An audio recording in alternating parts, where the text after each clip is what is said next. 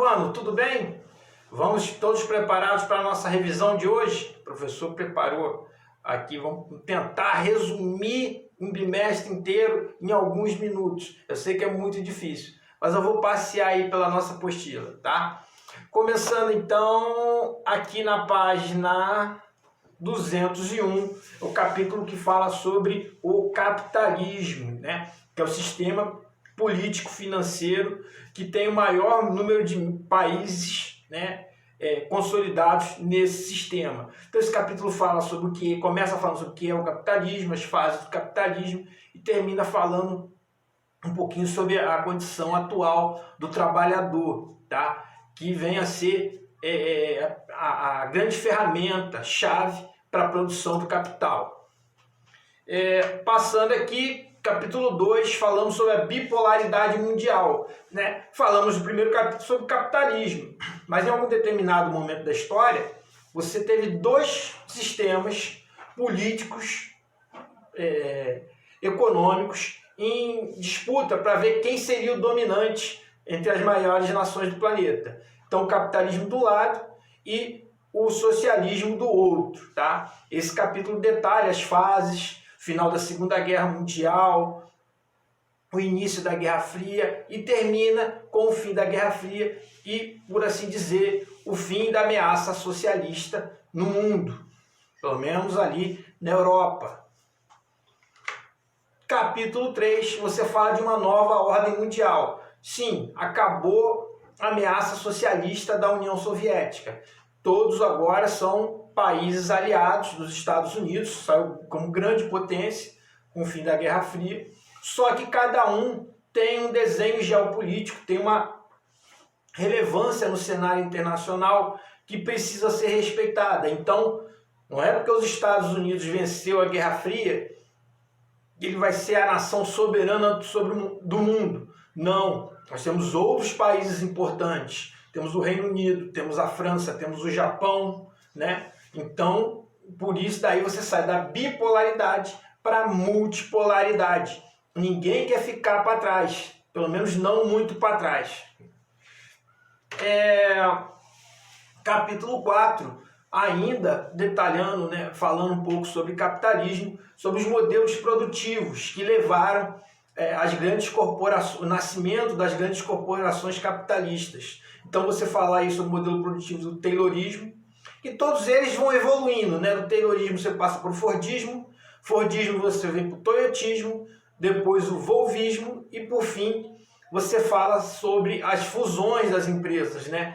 Onde as empresas que disputam o mercado entre si, em vez de serem concorrentes, elas passam a ser uma só empresa. Às vezes, não dentro do país, sede, mas para disputar mercado global. Eu até dei exemplo nessa aula, me lembro disso. E capítulo 5, falando, já que o mundo tem mais relações comerciais, é preciso que haja alguma regulamentação, né? Ou seja, um acordo entre os países. E quem vai mediar isso? Quem vai ser o mediador? São os blocos econômicos ou organismos internacionais, cada um com seu fim específico.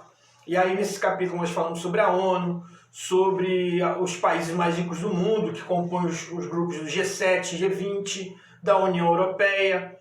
Da União Europeia tivemos há pouco aí a crise do Brexit, ou seja, a saída do Reino Unido da União Europeia, e outros tratados continentais mais focados em uma área específica. Você tem um tratado da África, um tratado asiático, você tem o NAFTA, que é um tratado norte-americano, falamos do nosso Mercosul, que está meio combalido, mas ainda existe, tá? E, por último, capítulo 6, onde fala das crises econômicas do capitalismo. Então você tem a mãe de todas as crises, que foi a crise de 29, né? E depois ele fala de outras crises recentes, que é a crise de 2008, foi a crise das .coms, onde você surge várias empresas de tecnologia nos Estados Unidos que de uma hora para outra se valorizam demais e ao não alcançar, né, a previsibilidade de lucro, eles levam vários investidores abarrocada ao falir, né? Então dali surge uma outra grande crise, tão grande que ficou marcada por esse nome, a crise das .coms.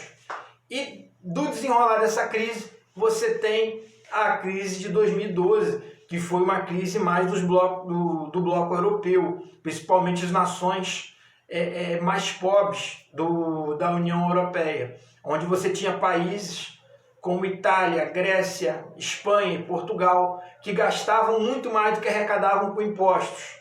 E com o passar dos anos, em determinado momento, a conta ficou insustentável para vários países ao mesmo tempo.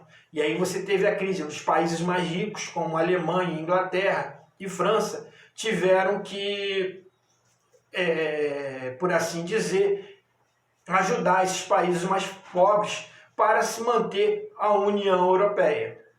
Tá bom, gente? Foi tudo que nós falamos esse bimestre. Eu espero que vocês tenham entendido. Se ficou alguma dúvida, a hora de tirar essa. Eu vou deixar aqui na sequência do slide, um slide com algumas questões.